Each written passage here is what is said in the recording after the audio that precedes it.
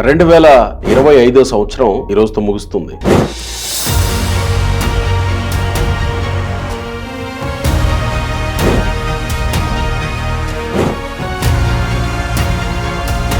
అయితే కూటమి ప్రభుత్వానికి ఇచ్చిన విజయాలేంటి,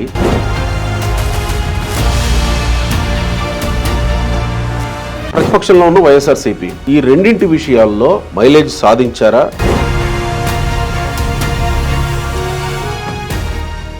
కర్ణుడి చావుకి 1,00,000 కారణాలు అన్నట్టుగా జగన్మోహన్ రెడ్డి ఓటమికి కేవలం 18 నెలల ఎన్డీఏ కూటమి ప్రభుత్వం సుమారుగా 20 లక్షల క్రెడిట్ చోరీ చేశారు తండ్రి కొడుకులు లోకేష్, చంద్రబాబు.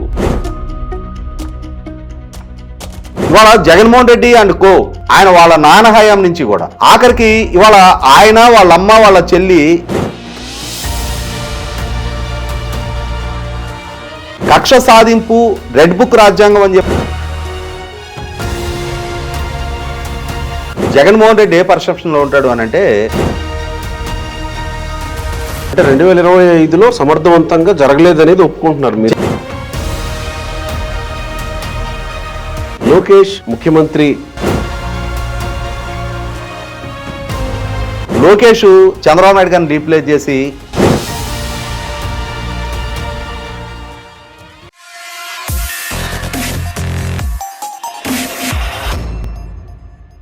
నమస్తే తెలుగు న్యూస్ కి స్వాగతం. 2025 సంవత్సరం ఈ రోజుతో ముగుస్తుంది. అయితే కూటమి ప్రభుత్వానికి 2025 ఇచ్చిన విజయాలేంటి, అపజయాలేంటి, లేదా చేదు జ్ఞాపకాలేంటి? సేమ్ టైం ప్రతిపక్షంలో ఉన్న వైఎస్ఆర్సీపీ మొట్టమొదటిది క్రెడిట్ చోరీ అంటూ చంద్రబాబు నాయుడు మీద, లోకేష్ మీద పడ్డారు. రెండోది రప్పారప్ప. ఈ రెండింటి విషయాల్లో మైలేజ్ సాధించారా, ఉన్నది కోల్పోయారా? కూటమి ప్రభుత్వం 2026ని ఎలాంటి హోప్తో మొదలు పెట్టబోదు? ఒకసారి రౌండప్ వేద్దాం రండి. అప్సన్ రాయేష్ గారు మనతో ఉన్నారు, ప్రముఖ రాజకీయ సామాజిక విశ్లేషకులు.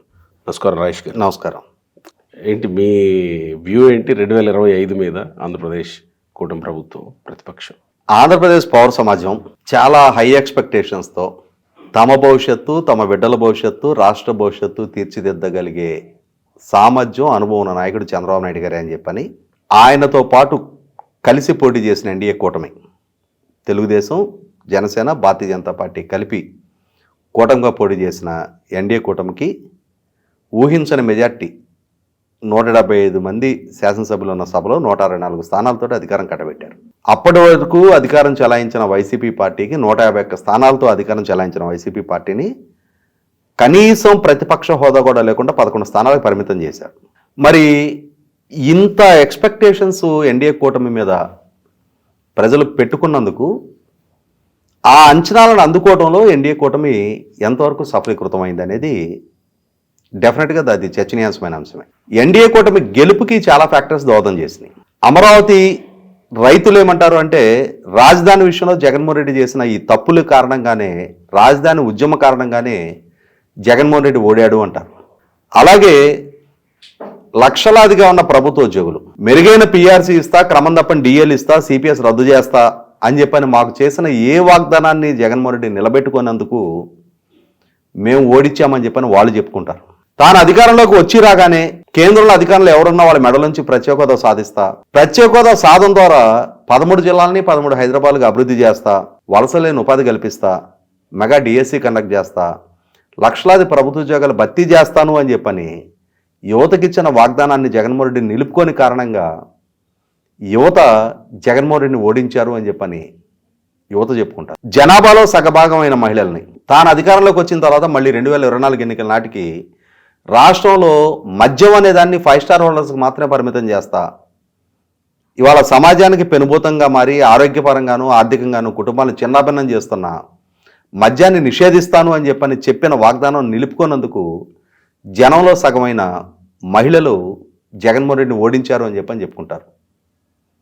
అంటే కర్ణుడి చావుకి 1,00,000 కారణాలు అన్నట్టుగా జగన్మోహన్ రెడ్డి ఓటమికి ఇన్ని కారణాలు దోహదం చేసినాయి. అందులో అతను నిర్లక్ష్యం చేసిన ఎస్సీ సప్లైన్ ఉన్నాయి, అతని ద్వారా తీవ్ర నిర్లక్ష్యానికి గురైన గ్రామ పరిపాలన ఉంది, స్థానిక సంస్థల నిధుల మొత్తాన్ని కూడా డైవర్ట్ చేసేసి స్థానిక సంస్థలని ఆర్థికంగా నిర్వీర్యం చేసిన పరిపాలన తీరు కళ్ళ ముందు కనిపిస్తూ ఉంది.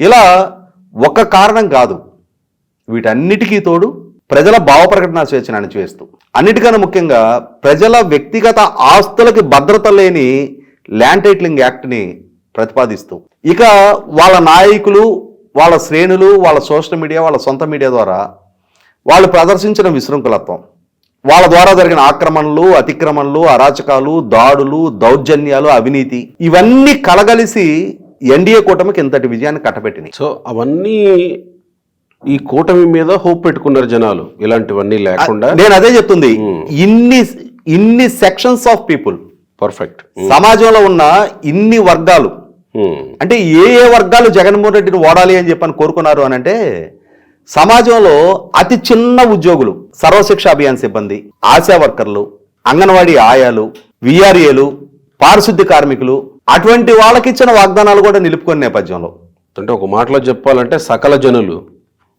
జనులు కలిసి తీసుకున్న నిర్ణయం కాబట్టి శ్రీకాకుళం నుంచి అనంతపూర్ జిల్లా వరకు 2019 ఎన్నికల్లో 52 సీట్లున్న రాయలసీమలో 49 సీట్లు కట్టబెట్టిన రాయలసీమ 2024 ఎన్నికల్లో 7 సీట్లకు పరిమితం చేసింది. 123 సీట్లున్న కోస్తా ప్రాంతం 4 స్థానాలు ఇచ్చింది జగన్మోహన్ రెడ్డికి. విశాఖపట్నం జిల్లాలో 2 స్థానాలు, ప్రకాశం జిల్లాలో 2 స్థానాలు, మిగిలిన 7 కోస్తా ఉమ్మడి జిల్లాల్లో 0, అనంతపూర్ జిల్లాలో 0.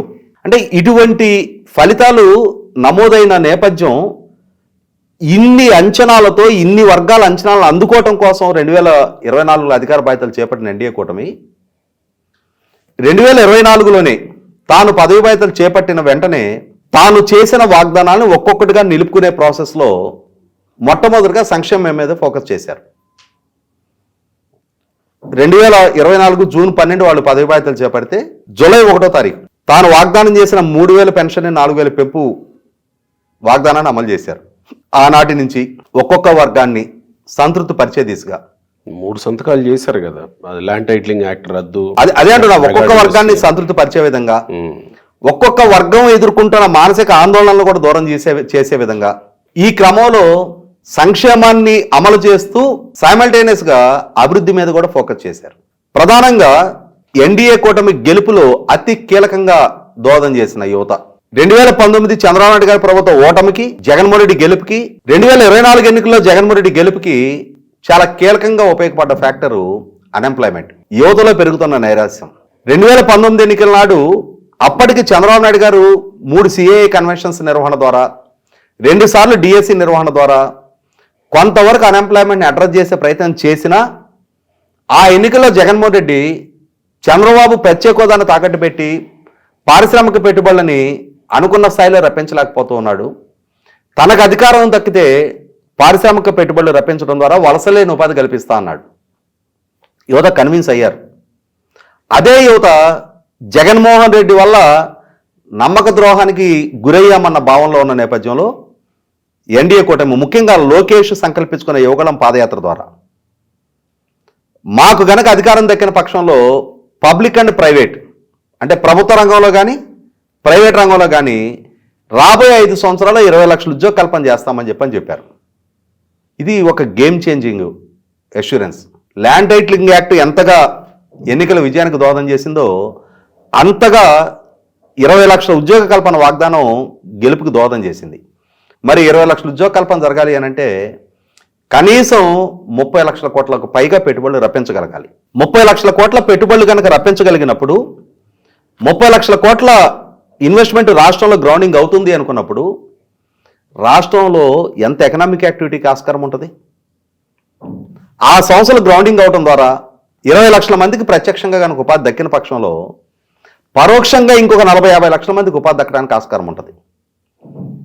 ఆల్రెడీ ఇప్పుడున్న ఉపాధి అవకాశాలకు అదనంగా ఇంకొక 60-70 లక్షల మందికి ప్రత్యక్షంగా కానీ పరోక్షంగా కానీ మెరుగైన ఉపాధి అవకాశాలు కనుక దక్కిన పక్షంలో రాష్ట్రంలో ఎంత వెల్త్ జనరేషన్కి ఆస్కారం ఉంటుంది, ఎంత సంపద సృష్టికి ఆస్కారం ఉంది, ఎంతగా కొత్త మార్కెట్ అవకాశాలు, market prospects and market potentiality పెరగడానికి ఆస్కారం ఉంది. వీటి ద్వారా ప్రభుత్వానికి ఎంత ట్యాక్స్ రెవెన్యూస్ పెరగడానికి ఆస్కారం ఉంటుంది. మరి ఆ దిశగా చూసుకున్నప్పుడు 2025 అనేది నవ్య ఆంధ్రప్రదేశ్ రాష్ట్ర చరిత్రలో ఒక గేమ్ చేంజర్ గానే మనం పరిగణించవచ్చు. 2024 నాటికే కొంత చర్చలు జరుగుతూ ఉన్న పారిశ్రామిక ఒప్పందాలు 2025 నాటికి మెటీరియలైజ్డ్ గా గ్రౌండింగ్ అవడం బిగినాయి. ఇవాళ దేశంలో ఏ రాష్ట్రము సాధించలేనంత విధంగా కేవలం 18 నెలల ఎన్డీఏ కూటమి ప్రభుత్వం సుమారుగా 20 లక్షల కోట్ల రూపాయల పారిశ్రామిక ఒప్పందాలు చేసుకోగలిగింది. అందులో ఇప్పటికే ఎస్ఐబిపి ద్వారా 13 సార్లు ఎస్ఐబిపి సమావేశాల నిర్వహణ ద్వారా 8.5 లక్షల కోట్ల రూపాయల పారిశ్రామిక ఒప్పందాలు క్లియర్ చేశారు. కేబినెట్ నుంచి కూడా అప్రూవల్ ఇచ్చారు. మొన్న నవంబర్ 14-15 తారీఖులు విశాఖపట్నంలో జరిగిన సిఏఏ కన్వెన్షన్ ద్వారా ఇంకా 13,26,6,000 కోట్ల రూపాయలకు సంబంధించిన పారిశ్రామిక ఒప్పందాలు ఆల్రెడీ ఇప్పుడు పైప్ లైన్లో ఉన్నాయి. మరి ఇవన్నీ కనుక ప్రాపర్గా టైం బౌండెడ్గా కనుక గ్రౌండింగ్ చేయించుకోగలిగితే తాము వాగ్దానం చేసిన 20 లక్షల ఉద్యోగ కల్పనలో 16 లక్షల ఉద్యోగాలు ఆల్రెడీ దక్కడానికి ఒక మార్గం సుగమం అవుద్ది. ఇక్కడే పెట్టుబడుల విషయంలోనే అతిపెద్ద పెట్టుబడి ఏంటి?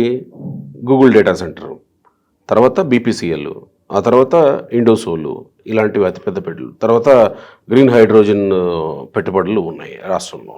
అయితే దీంట్లో నేను ముందుగా ఇంట్రోలో చెప్పినట్టు ఇక్కడ క్రెడిట్ చోరీ చేశారు తండ్రి కొడుకులు లోకేష్, చంద్రబాబు. ఇది గూగుల్ డేటా సెంటర్ కాదు, అదాని డేటా సెంటరు. వాళ్ళిద్దరు కలిసి చేస్తున్నటువంటి అదానిని హైడ్ చేసి కేవలం గూగుల్ అని చెప్పి మేము సంకల్పించిన దాన్ని వీళ్ళు హైజాక్ చేసి క్రెడిట్ కొట్టేస్తున్నారు. బీపీసీఎల్ అంతే, ఇండోసోలు అంతే, మేము చేసిన దాన్ని ఇది చేస్తున్నారని. ఈ క్రెడిట్ మాది అని చెప్పుకోవడానికి వైసీపీ ప్రయత్నించింది కదా. సో ఈ ప్రయత్నంలో వైసీపీ విఫలమైందా, సఫలమైందా? ఇప్పుడు యాక్చువల్గా వైసీపీ పార్టీ జగన్మోహన్ రెడ్డి గారు ఆయన ఏమనుకుంటారంటే ఆంధ్రప్రదేశ్ రాష్ట్ర పౌర సమాజానికి చాలా తక్కువ జ్ఞాపక శక్తి ఉంటుంది. వాళ్ళు నేను చెప్పింది మాత్రమే టేక్ ఇట్ గ్రాంటెడ్గా నమ్ముతారు తప్ప వాళ్ళకంటూ సొంతగా అవగాహన, జ్ఞాపక శక్తి, విషయ పరిజ్ఞానం ఉండదని ఫీల్ అవుతాం. ఇంకొకటి ఈ మధ్య కాలంలో వచ్చిన రీన్యూ కూడా అదే మాదే అన్నాడు. చెప్తా నేను. ఆయన ఉద్దేశం ఏంటి అంటే తాను ఏది చెప్తే దాన్ని టేక్ ఇట్ గ్రాంటెడ్గా ఆంధ్రప్రదేశ్ పౌర సమాజం నమ్ముతుందన్న ఒక అభిప్రాయంలో ఉన్న జగన్మోహన్ రెడ్డి గారు ఆయనకి ఆ అభిప్రాయం కలగడానికి దోహదం చేసిన అంశం ఏంటంటే 2019 ఎన్నికల నాడు ఆయన నంది అంటే నంది, ఆయన పంది అంటే పంది అని చెప్పని ప్రజల్ని నమ్మించగలిగాడు, కన్విన్స్ చేయగలిగాడు, తన వెనక ర్యాలీ చేయించుకోగలిగాడు. ఆ ఎన్నికల్లో తాను ఫలితం సాధించగలిగాడు. కానీ ఒక్కసారి పాలకుడిగా ఆయన బాధ్యతలు చేపట్టిన తర్వాత ఆయన పాలనా తీరు, ఆయన ప్రచార తీరు, ఆయన సోషల్ మీడియా తీరు, ఆయన సొంత మీడియా తీరు, వాళ్ళ నాయకులు ఆయనకి ఇచ్చే ఎలివేషను, ఆయనకున్న పాలనా సామర్థ్యం, పాలనా దక్షత, ఆయన మాటకి కట్టుబడి ఉండే తీరు, వీటన్నిటి గురించి ప్రజలకు ఒక స్పష్టత వచ్చింది. కాబట్టి 2024 ఎన్నికల్లో 151 నుంచి 11 స్థానాలకి ఆయన్ని కుదించారు, శిక్షించారు, తిరస్కరించారు, ఇంకా మాట్లాడుకుంటే చేత్కరించారు. ఇవాళ అదానీ డేటా సెంటరు 2018లో చంద్రబాబు నాయుడు గారి ప్రభుత్వం 70,000 కోట్ల రూపాయలతోటి 130 ఎకరాలు వాళ్ళకి భూమి కేటాయింపు చేసే విధంగా ఒప్పందం చేసుకుంది. అలా చేసుకున్న ఒప్పందాన్ని జగన్మోహన్ రెడ్డి గారు పునఃసమీక్షించి ఆ ఒప్పందాన్ని రద్దు చేసి దాన్ని తాను అధికారంలోకి వచ్చిన తర్వాత 15,000 కోట్లకు కుదించి 130 ఎకరాల స్థానంలో 180 ఎకరాలు కేటాయింపు చేశాడు. 130 ఎకరాలు లీజు ప్రాతిపదికగా చంద్రబాబు నాయుడు గారి ప్రభుత్వం కేటాయింపు చేస్తే జగన్మోహన్ రెడ్డి ఎకరం 15 కోట్లు ఖరీదు చేసే మధురవాడ భూముల్ని ఎకరం ₹1 కోటి సేలీడ్ ఎగ్జిక్యూట్ చేశాడు. మరి సేలీడ్ ఎగ్జిక్యూట్ చేశావు, నీ 5 సంవత్సరాల టెన్యూర్లో కనీసం దాని చుట్టూ కాంపౌండ్ వాల్ కూడా కట్టించలేకపోయావు. ఇవాళ ఆ డేటా సెంటర్ గురించి క్లెయిమ్ చేసుకునే మోరాలిటీ నీకెక్కడుంది? ఇవాళ జగన్మోహన్ రెడ్డి అండ్ కో ఆయన వాళ్ళ నాన్న హయాం నుంచి కూడా అది లేపాక్షి నాలెడ్జ్ హబ్ అయినా, వ్యాన్పిక్ అయినా, ఆఖరికి ఇవాళ ఆయన, వాళ్ళ అమ్మ, వాళ్ళ చెల్లి ఎన్సీఎల్టీకి వెళ్ళి కొట్లాడుకుంటున్నా పల్నాడులో ఉన్న సరస్వతి పవర్ అండ్ ఇండస్ట్రీస్లో అయినా సరే ప్రభుత్వం నుంచి కేటాయింపులు చేసుకున్నారు, వందలాది వేలాది ఎకరాల భూములు తీసుకున్నారు తప్ప వాటికి కాంపౌండ్ వాళ్ళు కూడా కట్టని నేపథ్యం.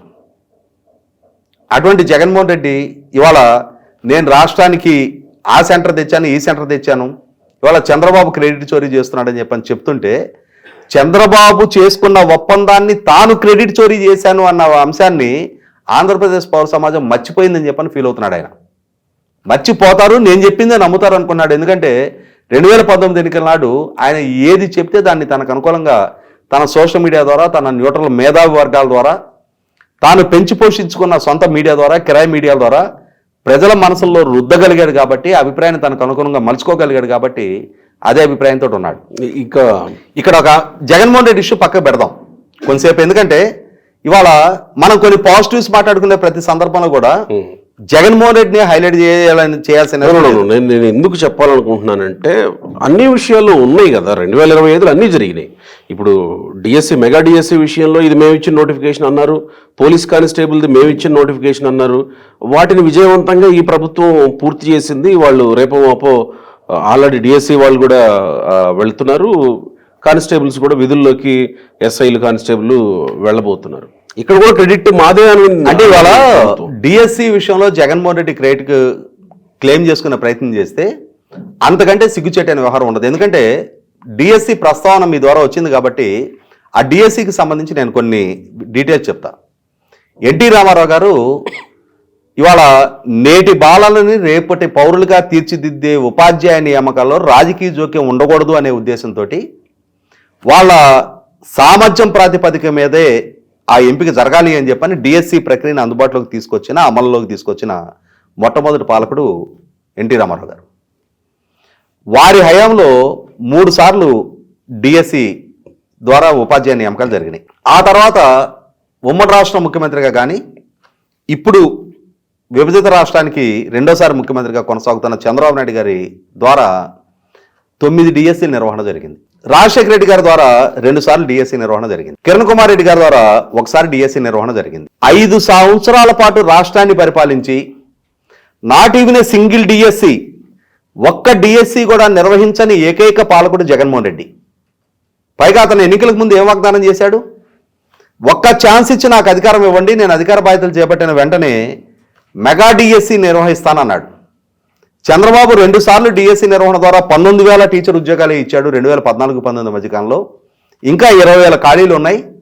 నాకు మీరు కనుక ముఖ్యమంత్రిగా అవకాశం ఇస్తే నేను అలా పదవిలోకి రాగానే ఇలా డిఎస్సి నిర్వహించేస్తా, 20,000 ఖాళీలు భర్తీ చేస్తా అన్నాడు. నిరుద్యోగ ఉపాధ్యాయ ఉద్యోగాల కోసం అప్పటికి పోటీ పరీక్షలకి సిద్ధమవుతా ఉన్న నిరుద్యోగ యువత నమ్మారు, ఆయన అనుసరించారు. ఆయన కోరుకున్న విధంగా, ఆయన ఆశించిన ఒక ఛాన్స్ ఇచ్చారు ఆయనకి. 5 సంవత్సరాల పాటు ఆ డిఎస్సి నిర్వహణ అనే వాగ్దానాన్ని తొంగలో దొక్కి 2024 మార్చి 18వ తారీఖు సార్వత్రిక ఎన్నికలకు సంబంధించిన నోటిఫికేషన్ విడుదల కాబోతుంటే ఫిబ్రవరి మొదటి వారంలో డిఎస్సి నిర్వహణ కోసం నోటిఫికేషన్ విడుదల చేశాడు. అంటే కోడ్ ఆఫ్ కాండక్ట్ అమల్లోకి వస్తే ఈ డిఎస్సి నిర్వహణ ప్రక్రియ యథావిధిగా ఆగిపోద్దని తెలిసి ఎన్నికలకు ముందు 5 సంవత్సరాల పాటు మోసం చేసిన నిరుద్యోగ యువతను మభ్యపెట్టడం కోసం ఒక డిఎస్సి నోటిఫికేషన్ విడుదల చేశాడు. యాజ్ యూజువల్గా కోడ్ ఆఫ్ కాండక్ట్ అమల్లోకి వచ్చి ఆ డిఎస్సి నోటిఫికేషన్ రద్దయింది. అటువంటిది ఆయన 2019లో 20,000 ఉద్యోగాలతో నోటిఫికేషన్ విడుదల చేస్తానని చెప్పిన ఆయన 2024లో 6,100 ఉద్యోగాలతోటి నోటిఫికేషన్ విడుదల చేశాడు. అలాగే పోలీస్ కానిస్టేబుల్ కూడా 2019లో 26,000 ఖాళీలు ఉన్నాయి పోలీసు డిపార్ట్మెంట్లో. నేను పదవి బాధ్యతలు చేపట్టిన వెంటనే వాటిని భర్తీ చేస్తానని చెప్పిన ఆయన 2023లో 6,100 కానిస్టేబుల్ నియామకాల కోసం నోటిఫికేషన్ విడుదల చేసి ఆ నోటిఫికేషన్ అమలు కాకుండా వాళ్ళ పార్టీ కార్యకర్తల చేత న్యాయస్థానంలో కోర్టులో కేసులు వేయించారు. ఇవాళ ఎన్డీఏ కూటమి ప్రభుత్వం బాధ్యతలు చేపట్టిన తర్వాత 16,347 టీచర్ పోస్టుల నియామకం కోసం నోటిఫికేషన్ విడుదల చేశారు. ఆ డిఎస్సి ప్రక్రియ పూర్తి చేశారు. ఉపాధ్యాయ నియామకాలు చేతికి అందించారు. వాళ్ళు ఇవాళ ఉపాధ్యాయులుగా పనిచేస్తూ ఉన్నారు. అలాగే జగన్మోహన్ రెడ్డి హయాంలో న్యాయ పోరాటాల బారిన పడ్డ ఈ పోలీసు నియామకాల ప్రక్రియను కూడా పూర్తి చేసి 5,757 మంది కానిస్టేబుల్ల నియామక ప్రక్రియను ముగించి వాళ్ళని ట్రైనింగ్కి పంపించారు ఇప్పుడు. కాబట్టి వాళ్ళ క్రెడిట్ చోరీ గురించి మాట్లాడే నైతికతే జగన్మోహన్ రెడ్డికి ఉంటే ప్రజల కన్నా జగన్మోహన్ రెడ్డి ఇంకొకరు ఎక్కువ విఘ్నత కలిగిన వాళ్ళు కాదు. ఒకనాడు జగన్మోహన్ రెడ్డి ప్రచార ఆర్భాటంతో అతనికి ఇచ్చిన ఎలివేషన్ని నమ్మిన ప్రజలు తన సోషల్ మీడియా ద్వారా, తన సొంత మీడియా ద్వారా తన ప్రత్యర్థుల వ్యక్తిత్వాన్ని పాల్పడుతుంటే దాన్ని నిజం అనుకొని భ్రమించిన ప్రజలు 5 సంవత్సరాలు పాలకుడిగా జగన్మోహన్ రెడ్డిని చూసిన తర్వాత అసలు సిసలు జగన్మోహన్ రెడ్డి అంటే ఏంటో పరిచయం అయిన తర్వాత ఏ తీర్పు ఇవ్వాలో ఆ తీర్పు ఇచ్చిన తర్వాత ఇంకా జగన్మోహన్ రెడ్డి భజన 24 గంటలు చేయాల్సిన నష్టం లేదు. ఒకటి 2025 మొదట్లో సొంత పార్టీ కార్యకర్తల నుంచి కొంత వ్యతిరేకత ఎదుర్కొంది ప్రస్తుత తెలుగుదేశం పార్టీ. కూటమిలో అన్ని పార్టీల కంటే మేజర్ ఇదే కాబట్టి క్రమంగా దాన్ని తగ్గించుకుంటూ రాగలిగింది. అసలు మొదట ఎదుర్కోవాల్సిన అంశాలు, ఆ వ్యతిరేకతను ఎదుర్కొన్న అంశాలు సార్ట్ అవుట్ అవుతూ వచ్చాయనుకోవాలా చివరికి వచ్చేసరికి? అంటే ఇక్కడ తెలుగుదేశం శ్రేణులకి 5 సంవత్సరాల జగన్మోహన్ రెడ్డి పరిపాలన, ఆ పరిపాలనా హయాంలో ఆ నాయకులు వ్యవహరించిన తీరు, జగన్మోహన్ రెడ్డి పాలకుడిగా బాధ్యతలు చేపట్టిన తర్వాత తమ నాయకత్వంతో వ్యవహరించిన తీరు, తమ నాయకుడిని స్వయంగా అక్రమ కేసుల్లో జైలు పాలు చేసిన తీరు, వాళ్ళ సోషల్ మీడియా ద్వారా వ్యక్తిత్వాలకు పాల్పడ్డ తీరు, నిండు అసెంబ్లీ వేదికగా సాక్షాత్తు భువనేశ్వర్ గారి వ్యక్తిత్వానికి పాల్పడ్డ తీరు, అలాగే తెలుగుదేశం పార్టీ మహిళా నాయకురాలతోటి, అమరావతి మహిళలతోటి వాళ్ళు వ్యవహరించిన తీరు, వీటన్నిటి నేపథ్యంలో తెలుగుదేశం శ్రేణుల్లో కొంత ఆగ్రహవేశాలు ఉన్నాయి. తాము గనక ప్రభుత్వంలోకి వస్తే అధికార బాధ్యతలు చేపట్టిన వెంటనే ప్రభుత్వ పరంగా ఎవరెవరైతే తమ వ్యక్తిత్వానికి పాల్పడ్డారో, తమ మీద దాడులు దౌర్జన్యాలకు పాల్పడ్డారో, తమ ఆర్థిక మూలాలను దెబ్బతీయడానికి ప్రయత్నం చేశారో అటువంటి వాళ్ళందరి మీద చట్టపరంగా కఠినమైన చర్యలు తీసుకోవాలని చెప్పని ఆశించారు.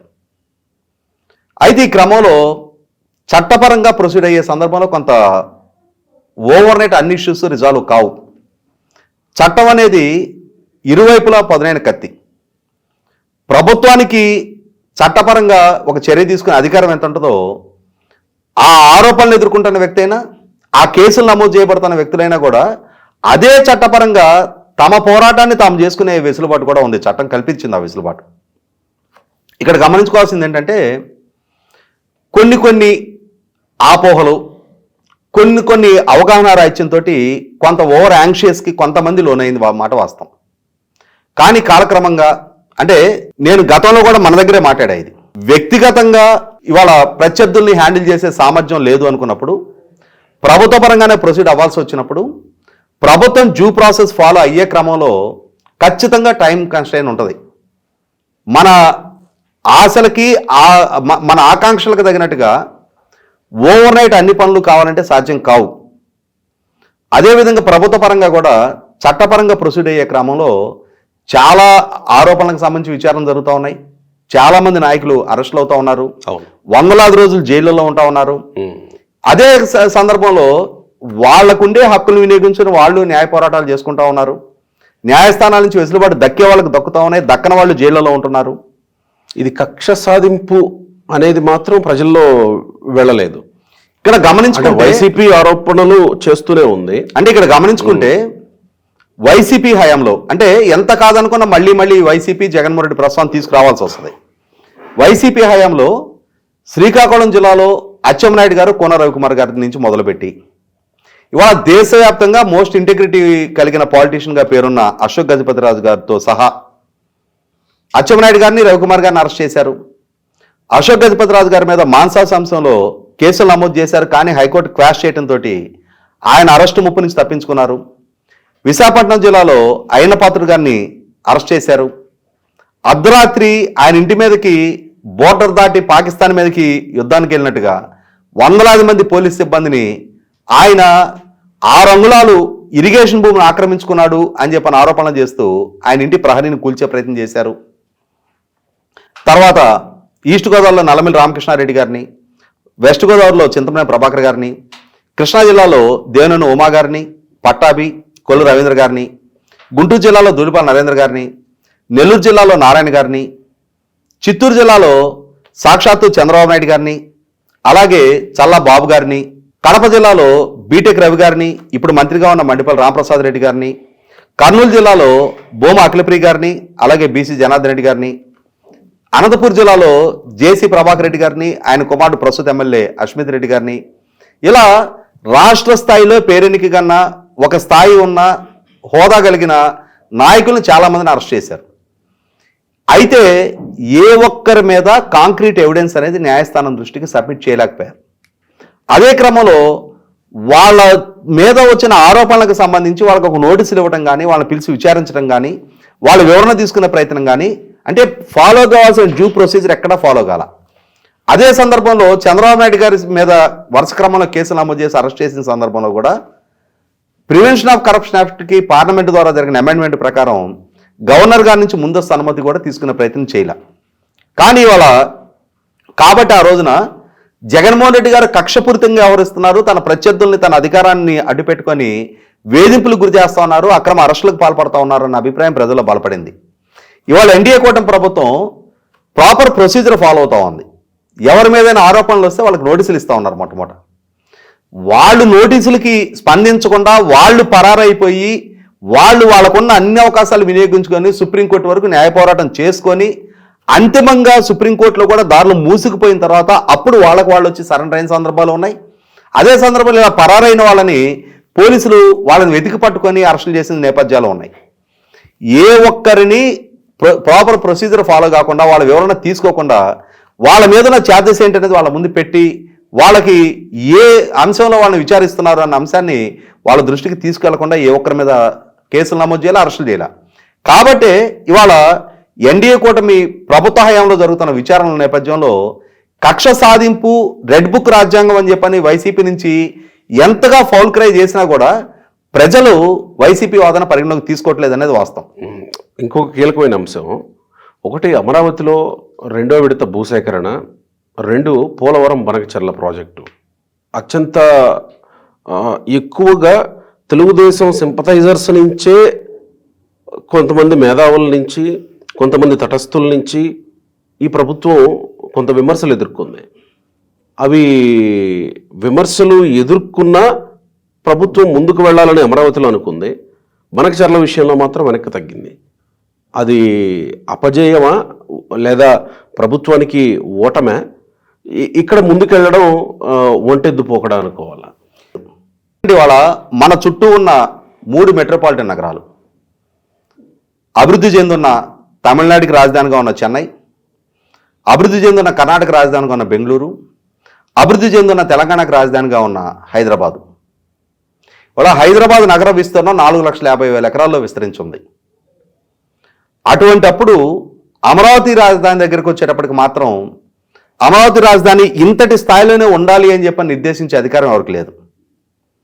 అలాగే ఇవాళ మిగిలిన 4 రాష్ట్రాలతో, మిగిలిన చుట్టూ ఉన్న మిగిలిన 3 రాష్ట్రాలతో కంపేర్ చేసినప్పుడు ఇండస్ట్రియలైజేషన్ పరంగా కానీ, అంటే చాలా తక్కువ ఇండస్ట్రియలైజేషన్ ఉంది. మిగిలిన రాష్ట్రాలతో పోల్చి చూసుకున్నప్పుడు పర్ క్యాపిటల్ ఇన్కమ్ పరంగా కానీ, కొనుగోలు శక్తి పరంగా చాలా తక్కువ స్థాయిలో ఆంధ్రప్రదేశ్ పౌర సమాజం ఉంది. విద్యా వైద్యోపాధికి ఇప్పటికీ పక్క రాష్ట్రాల మీద ఆధారపడతా ఉన్నారు. అటువంటి స్థితిలో రాష్ట్రం నుంచి గ్రాడ్యుయేట్ అయ్యే యువతకి రాష్ట్రంలోనే మెరుగైన ఉపాధి అవకాశాలు దక్కే విధంగా ఒక సమగ్ర నగర నిర్మాణం జరగాలి అని చెప్పని ఒక ప్రభుత్వం సంకల్పిస్తే దాన్ని ఆక్షేపించే అవకాశము, అధికారం ఎవరికి లేదు. ఇంత మాత్రమే ఉండాలి అని చెప్పని నిర్దేశించే హక్కు ఎవరికి లేదు. ఎందుకంటే ఆ రాష్ట్ర ప్రభుత్వానికి పార్లమెంటు ద్వారా, విభజన చట్టం ద్వారా ఎక్కడ రాజధాని నిర్మాణం చేసుకోవాలి, ఏ విధమైన రాజధాని నిర్మాణం చేసుకోవాలనే హక్కు పార్లమెంటు కల్పించింది. పార్లమెంట్ కల్పించడం వేలు, ప్రజామోదం కూడా ఉండాలి కదా. ప్రజామోదం లేకుండానే 2024 ఎన్నికలు అమరావతి మాత్రం ఏకైక రాజధాని అని చంద్రబాబు నాయుడు గారు కర్నూలులో చెప్పారు, శ్రీకాకుళంలో చెప్పారు. అమరావతి అని చెప్పారు, 2వ విడత వెళ్తామని అన్నారు కదా. ఎంతలో కట్టాలి అని నిర్దేశించే హక్కు ఎవరికి ఉంది? ఎవరు డిక్టేట్ చేసేది? డిక్టేట్ చేయాల్సిన అవసరం లేదు. డిక్టేట్ చేస్తారనో లేకపోతే చేయరనో కాదు. 29 గ్రామాలు ఎందుకు ఆ లెక్క వస్తే? ఆ లెక్కకు వస్తే దానికి ఆమోదించారు. దానికి మ్యాండేట్ లేదు కదా. మీరు ఇప్పుడు మీకు మ్యాండేట్ ఉన్నది ఏంటి? అమరావతి రాజధానిగా ఇప్పుడు తీసుకున్నటువంటి ల్యాండ్ లో కడతాము. నేను అదే ఎక్స్టెన్షన్ మ్యాండేట్ ఇవ్వలేదు కదా ప్రజలు. అంటే ఎన్నికలకు ముందు ప్రతి అంశాన్ని మేనిఫెస్టోలో పెట్టే పరిపాలన 5 సంవత్సరాల పాటు జరుగుద్దా? అంటే ఎన్నికలకు వెళ్లే ముందు ఈ 29 గ్రామాల్లో మాత్రమే రాజధాని నిర్మాణం చేస్తానని చెప్పారా? ఇక్కడ గమనించుకోవాల్సింది ఏంటంటే మిగిలిన ఏ రాష్ట్రానికి ఇవాళ 11,000 ఎకరాలు తెలంగాణ ప్రభుత్వం ఫార్మాసిటీ కోసం ఎక్వైర్ చేసింది. వ్యాన్పిక్ కోసం రాజశేఖర రెడ్డి 28,000 ఎకరాలు ఎక్వైర్ చేశాడు. లేపాక్షి నాలుగు జబ్బు కోసం 12,000 ఎకరాలు ఎక్వైర్ చేశారు.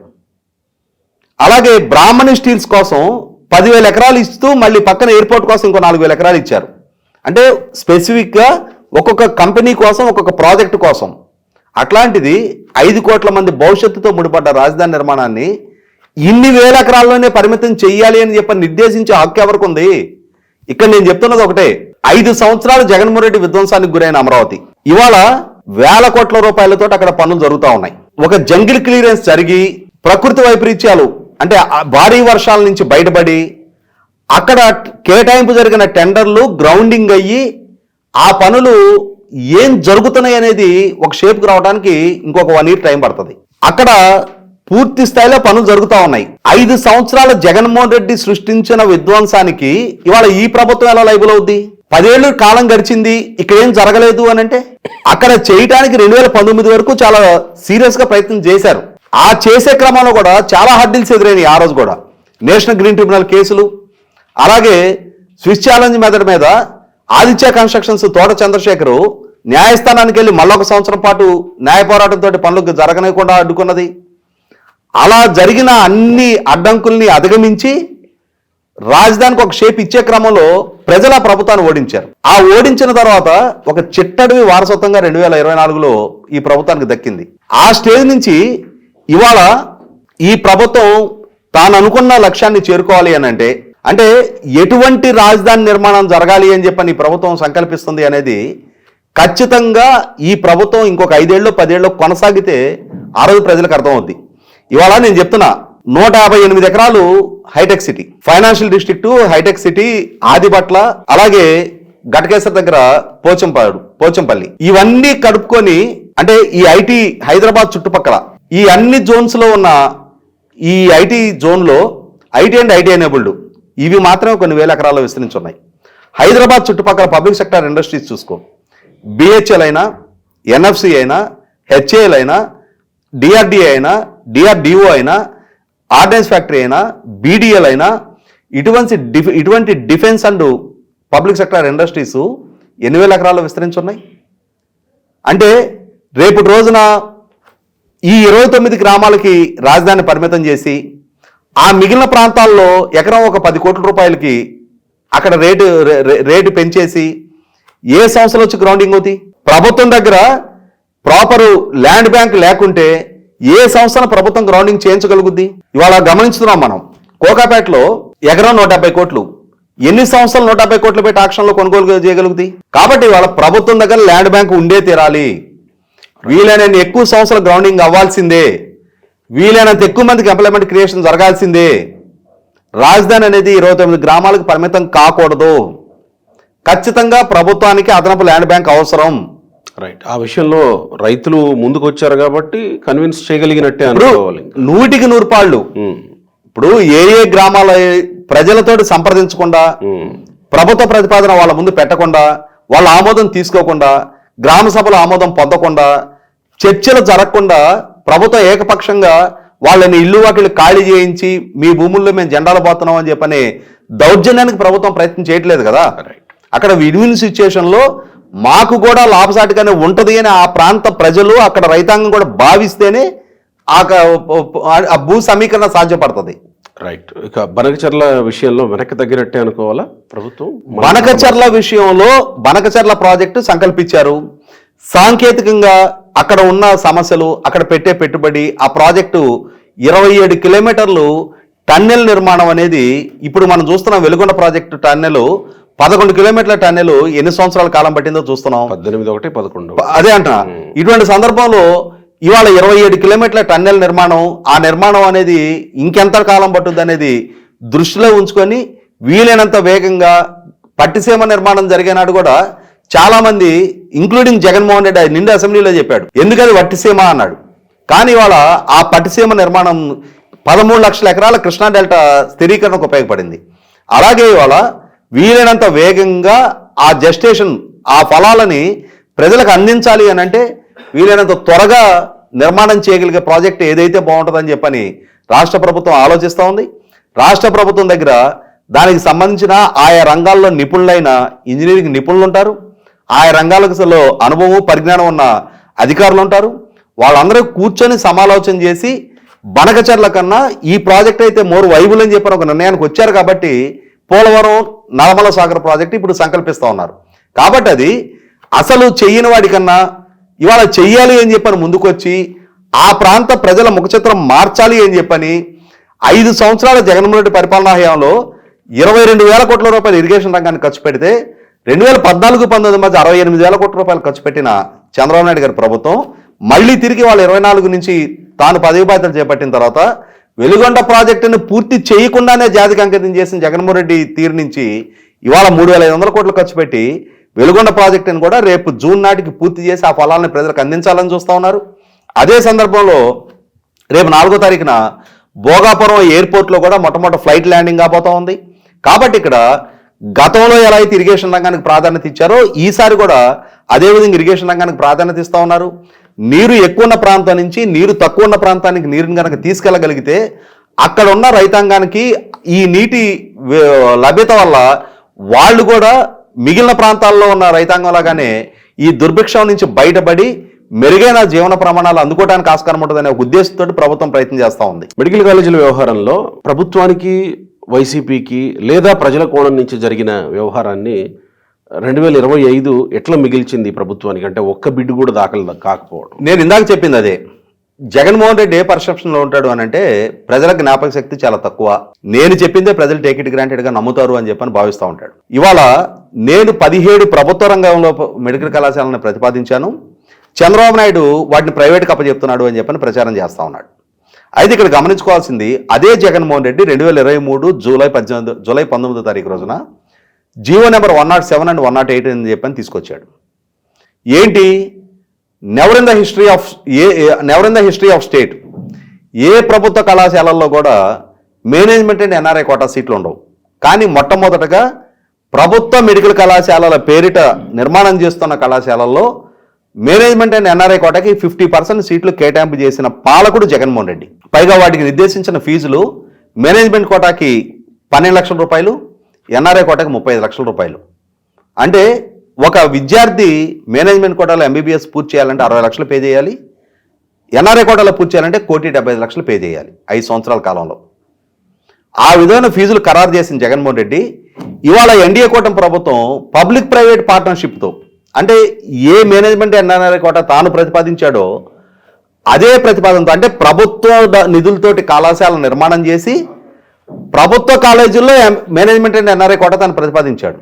ఇవాళ ప్రైవేట్ ప్లేయర్స్ తోటి పెట్టుబడి పెట్టించి వాళ్ళ ద్వారా నిర్మాణం చేసి 50% కన్వీనర్ కోటాకి, రిమైనింగ్ 50% మేనేజ్మెంట్ కోటాలో కేటాయింపు చేసుకోవడానికి ఈ ప్రభుత్వం సంకల్పిస్తే దీన్ని విమర్శిస్తా ఉన్నాడు. కాబట్టి తాను మొన్న ఏ జీవో తీసుకొచ్చాడు, ఆ జీవో లక్ష్యం ఏంటి, ఇవాళ ఈ ప్రభుత్వం ఏం సంకల్పిస్తుంది, ఏ లక్ష్యంతో ఇవాళ సంకల్పిస్తుంది అనేది అతను ప్రభుత్వ కళాశాలల పేరిట ఆర్భాటపు ప్రకటనలు పునాదురాళ్ళు వేసి వాటిని ఏ స్థాయిలో ఖర్చు పెట్టి ఏ స్థాయిలో ఆ పనులు వేగవంతం చేశాడనేది ప్రజలకు ఒక స్పష్టత ఉంది.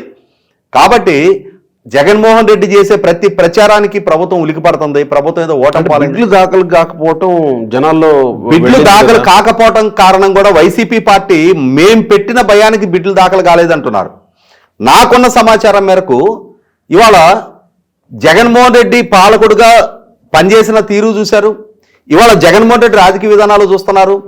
ఇవాళ ప్రభుత్వం తీసుకొచ్చిన పాలసీస్, ఎంఎస్ఎంఈ పార్క్ అయినా, టూరిజం పాలసీ అయినా, ఫుడ్ ప్రాసెసింగ్ పాలసీ అయినా, క్వాంటమ్ పాలసీ అయినా, ఇవాళ ప్రభుత్వం రకరకాల పాలసీ డాక్యుమెంట్లు ప్రజల ముందు ఉంచింది, పారిశ్రామికవేత్తల ముందు ఉంచింది. 20 లక్షల కోట్ల పారిశ్రామిక ఒప్పందాలు ఖరారైనాయి, లక్షల కోట్ల పారిశ్రామిక ఒప్పందాలు క్యాబినెట్ నుంచి కూడా క్లియర్ అయ్యి గ్రౌండింగ్ అవుతా ఉన్నాయి. భయం ఉంటే ఎందుకు? అదే జగన్మోహన్ రెడ్డిగా ఇవాళ ప్రభుత్వం ఈ పీపీపీ విధానంలో పెట్టిన ఈ పాలసీ పెట్టుబడిదారులకి వైబుల్గా లేదని వాళ్ళు ఫీల్ అవుతున్నారు. దాంట్లో మార్పు చేర్పులు వాళ్ళు ప్రతిపాదించారు. ఆ మార్పు చేర్పులతోటి ఈ మొదటి వారంలో మళ్ళీ కొత్త డాక్యుమెంట్ రాబోతా ఉంది. మళ్ళీ బిడ్డింగ్ నాడు అన్ని కాలేజీలకి బిడ్లు దాఖలు కాబోతా ఉన్నాయి. ఎవరైనా సరే ప్రభుత్వం కార్పొరేట్ సోషల్ రెస్పాన్సిబిలిటీ ద్వారా చారిటీగా పెట్టుబడి పెట్టాలి అని చెప్పని ఆకాంక్షించింది. కానీ 100 కోట్ల రూపాయలు పెట్టుబడి పెట్టి కాలేజీల నిర్మాణంలో భాగస్వాములు అయ్యేవాళ్ళు, చారిటీగా ముందుకొచ్చేవాళ్ళు ఒకళ్ళిద్దరుంటే ఉంటారేమో, కానీ వ్యాపార దృక్పథంతో వాళ్ళ సంస్థలు నిర్వహించాలనుకునే వాళ్ళు ఎక్కువ మంది ఉంటారు. ఇవాళ ప్రభుత్వం తన పాలసీని సవరించుకొని తీరాల్సిన పరిస్థితి కళ ముందు ఉంది. ఆ పాలసీ కారణంగా ఇవాళ బిడ్లు దాఖలు కాలేదు తప్ప జగన్మోహన్ రెడ్డి లాంటి ఒడతూపులకి ఇవాళ పారిశ్రామికవేత్తలు పెట్టుబడి పెట్టరు అనుకుంటే 20 లక్షల కోట్ల రూపాయల పారిశ్రామిక ఒప్పందాలు ఖరారు కావు, ఇవాళ గతంలో అతను 3 రాజధానుల ప్రతిపాదనతోటి ముందుకు వచ్చిన నేపథ్యంలో అమరావతి ఏకైక రాజధానికి ఈ ప్రభుత్వం ప్రతిపాదించినప్పుడు అక్కడ వేల కోట్ల రూపాయల పనులు చేయడానికి కాంట్రాక్టర్లు ముందుకు రారు.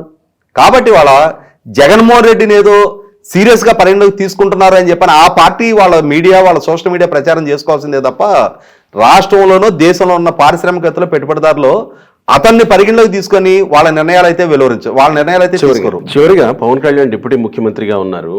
సరే, రాజకీయంగా పొత్తుల విషయంలో కూటమి చాలా స్ట్రాంగ్గా కనపడుతుంది 3 పార్టీల వైపు నుంచి. క్యాడర్లో అక్కడక్కడ చిన్న చిన్న ఇది ఉన్నా అది వేరే విషయం. సో ఆ విషయంలో సక్సెస్, దాని గురించి పెద్దగా మాట్లాడుకోవాల్సిన అవసరం కూడా లేదు. కానీ లా అండ్ ఆర్డర్ విషయంలో పదే పవన్ కళ్యాణ్ వ్యాఖ్యలు చేస్తూ వస్తున్నాడు. ఏ స్థాయిలో అంటే హోంమంత్రి నేనైతే అనే స్థాయిలో. మరి లా అండ్ ఆర్డర్ విషయంలో సక్సెస్సా, ఫెయిల్యూరా, లేకపోతే ఇంకా చేసుకోవాల్సింది ఏమన్నా ఉందా 2025? అంటే ఇవాళ 10ల సంఖ్యలో కేసుల్లో అక్యూజ్డ్ నెంబర్ 1గా ఉన్న జగన్మోహన్ రెడ్డి 12 సంవత్సరాల 3 నెలల 8 రోజులుగా కండిషన్ బెయిల్ మీద ఉన్న జగన్మోహన్ రెడ్డి ఇవాళ పదే పోలీసు నిబంధనల్ని బేఖాతరు చేస్తా, ప్రభుత్వ ఆదేశాలని లెక్క చేయకుండా, డ్యూటీలో ఉన్న పోలీసుల మొరాలిటీ దెబ్బతీస్తూ, నేను మళ్ళీ అధికారంలోకి వచ్చిన తర్వాత మీ బట్టలు ఓడతీస్తా అని చెప్పని వాళ్ళని బెదిరిస్తూ, ముఖ్యమంత్రి హోదాలో ఉన్న చంద్రబాబు నాయుడు గారిని బావిలో దూకి చావాలి అని చెప్పని దూషిస్తూ రకరకాలుగా విన్యాస ప్రదర్శన చేస్తున్న నేపథ్యంలో ఆయన శ్రేణులు ఆయన్ని మించి గంగమ్మ జాతరలో పొట్టేళ్ల తలలు నరికినట్టు రప్పరప్ప నరుకుతాము అని చెప్పని బెదిరింపులకు దిగుతున్న నేపథ్యంలో ఇటువంటి ఈ ఉన్మాద చర్యలను కట్టడి చేసి తీరాల్సిన బాధ్యత ప్రభుత్వం మీద ఉంది అని చెప్పని పవన్ కళ్యాణ్ గారు కూడా భావిస్తూ ఉన్నారు, ప్రజలు కూడా భావిస్తూ ఉన్నారు. కొంత చంద్రబాబు నాయుడు గారి వైపు నుంచి జగన్మోహన్ రెడ్డిని కట్టడి చేసే విషయంలో ఆయన పదే నిబంధనల ఉల్లంఘనకు పాల్పడుతున్నా కూడా ప్రజాస్వామ్యంలో ఏ రాజకీయ పార్టీకైనా స్వేచ్ఛాయుతంలో రాజకీయ కార్యకలాపాలు నిర్వహించుకునే వెసులుబాటు ఉంచాలి అనే ఉద్దేశంతో చంద్రబాబు నాయుడు గారు మోర్ డెమోక్రటిక్గా వ్యవహరిస్తున్నారు. కానీ అలా చంద్రబాబు నాయుడు గారు ప్రదర్శిస్తున్న ప్రజాస్వామ్య స్ఫూర్తిని అలుసుగా తీసుకున్న జగన్మోహన్ రెడ్డి ఈ రకంగా పేటరేగిపోతున్న నేపథ్యంలో దాన్ని కట్టడి చేయాలని చెప్పని పవన్ కళ్యాణ్ గారు కూడా ఆశిస్తూ ఉన్నారు. అదే అంశాన్ని రీసెంట్గా లోకేష్ కూడా రీట్రేట్ చేయడం జరిగింది. కాబట్టి ఇక్కడ ఇవాళ ప్రజల నుంచి రాజకీయ పక్షాల వైపు నుంచి కూడా వ్యక్తమవుతున్న డిమాండు ఇవాళ జగన్మోహన్ రెడ్డి స్థాయిలో వాళ్ళ శ్రేణుల స్థాయిలో సమాజాన్ని భయకంపితులు చేస్తాం, ప్రభుత్వాన్ని బ్లాక్మెయిల్ చేస్తాం, అధికారుల్ని బెదిరిస్తాం అని చెప్పని బరితెగింపు ధోరణి కనుక ప్రదర్శించినప్పుడు దాన్ని తప్పనిసరిగా కట్టడి చేసి తీరాల్సిన బాధ్యత ఉంది, అవసరం ఉంది. ఇవాళ లక్షలాది కోట్ల రూపాయల పారిశ్రామిక పెట్టుబడులు రప్పించాలి, రాష్ట్ర బ్రాండింగ్ని కాపాడాలి అనుకునేటప్పుడు సమర్థవంతంగా శాంతి భద్రతను కూడా మెయింటైన్ చేసి తీరాల్సిన బాధ్యత ఉంది. అంటే 2025లో సమర్థవంతంగా జరగలేదనేది ఒప్పుకుంటున్నారు మీరు. జగన్మోహన్ రెడ్డి రాష్ట్ర బ్రాండింగ్ ని దెబ్బతీయటం కోసం అన్ని విధాలా అన్ని స్థాయిలో ప్రయత్నాలు చేశాడనేది వాస్తవం. కాబట్టి అతన్ని కట్టడి చేస్తే, అతనికి ముక్కుతాడు వేస్తే అన్ని సమస్యలకి ఒకటే పరిష్కారంగా ఖచ్చితంగా వాళ్ళ శ్రేణులు కూడా అతన్ని కట్టడి చేయగలిగిన క్షణాన వాళ్ళ శ్రేణులు కూడా కట్టడి చేసినట్టు అవుద్ది. కాబట్టి నేను కూడా పదే చాలా డిబేట్లో కూడా చెప్పా, ఇన్నిసార్లు అతను బెయిల్ కండిషన్స్ వైలేషన్కి పాల్పడతా ఉన్నప్పుడు ప్రభుత్వమే సుమోటోగా అతను బెయిల్ రద్దు పిటిషన్ ఫైల్ చేస్తే అతని వెన్నులో వణుకు మొదలవుద్ది. ఆ దిశగా అడుగులేయాలి. ఇవాళ ప్రభుత్వం ఎన్ని చర్చల్లో ఎన్ని సందర్భాల్లో నేను అంశాన్ని ప్రస్తావిస్తున్నా కూడా ఆ దిశగా ఇంకా చర్యలు మొదలుపెట్టాల. కనీసం పవన్ కళ్యాణ్ గారు అయినా సరే ఆ దిశగా చర్యలు మొదలు పెట్టిస్తే మొట్టమొదటి ఆహ్వానించేది సంతోషించేది నేనే. లాస్ట్ బట్ నాట్ లీస్ట్ చాలా కీలకమైన అత్యంత అవసరమైన ప్రశ్న. 2025 లోకేష్ ముఖ్యమంత్రి అనే నినాదానికి పునాది వేసింది. 2026 ఏమన్నా ఆ పునాది మీద లోకేష్ని ఆ సీటు మీద కూర్చోబెట్టే అవకాశం ఉంటుందా? ఆ పునాది వేయటానికి కారణాలు మహానాడులో ఇంకా ప్రధాని నరేంద్ర మోడీని లోకేష్ని పిలిచి అంతసేపు ఇది చేయడం, తర్వాత లోకేష్కి ఇస్తున్న ప్రాధాన్యత, లోకేష్ కేంద్రంలో చేస్తున్న మంతనాలు, కేంద్ర మంత్రులతో చేస్తున్న మంతనాలు, ఇవన్నీ ఒక అట్మాస్ఫియర్ క్రియేట్ అయినట్టే కనబడుతూ వచ్చింది. 2026 ఏమన్నా దాన్ని నిజం చేయడానికి 2025 పునాది అయినట్టు అనుకోవచ్చా? ఒక 4 నెలల క్రితం మన ఇద్దరమే దీని మీద ఒక చర్చ చేసాం. అవును, అంటే మహానాడు సందర్భంగానే చర్చించాం. 4 నెలల క్రితం కాదు, మే నెలలో మహానాడు జరుగుతున్న సందర్భంలో ఈ చర్చ చేశాం మనం. నేను ఆ రోజు చెప్పా, ఈ రోజు చెప్తున్నా, 2029 ఎన్నికల లోపు రాష్ట్ర ముఖ్యమంత్రిగా చంద్రబాబు నాయుడు గారి స్థానానికి వచ్చే మార్పు లేదు.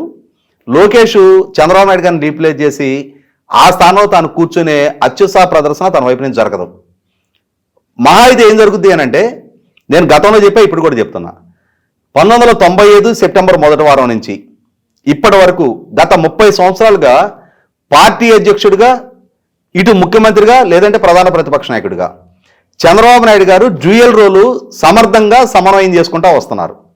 కానీ ఇప్పుడు ఆయన వయసు రీత్యా, ఆయన ఎనర్జీని ఎగ్జాస్ట్ కాకుండా కాపాడుకోవాల్సిన అవసరం రీత్యా ఆయన్ని ముఖ్యమంత్రిగా పూర్తి స్థాయి బాధ్యతలు ఆయన స్వేచ్ఛగా నిర్వహించుకోవడానికి వెసులుబాటు కల్పిస్తూ పార్టీ సారథ్య బాధ్యతలు లోకేష్కి అప్పగించడానికి ఆస్కారం ఉండొచ్చు అని చెప్పి నేను గతంలో చెప్పా, నేను ఇప్పుడు కూడా చెప్తున్నా. అంతే తప్ప చంద్రబాబు నాయుడు గారిని ముఖ్యమంత్రిగా దింపేసి ఆ స్థానంలోకి వెళ్ళిపోయి కూర్చోవాలి అనే ఆపగా లోకేష్ వైపు నుంచి ఆ ప్రయత్నం జరగటం లేదు. పార్టీలో కూడా చర్చ జరగటంలా కొందరు అత్యుత్సాహంగా కొన్ని ప్రస్తావనలు తెస్తే తేవచ్చేమో కానీ అటువంటి అవసరము అవకాశము లేదు. రైట్ అండి, థ్యాంక్ యూ.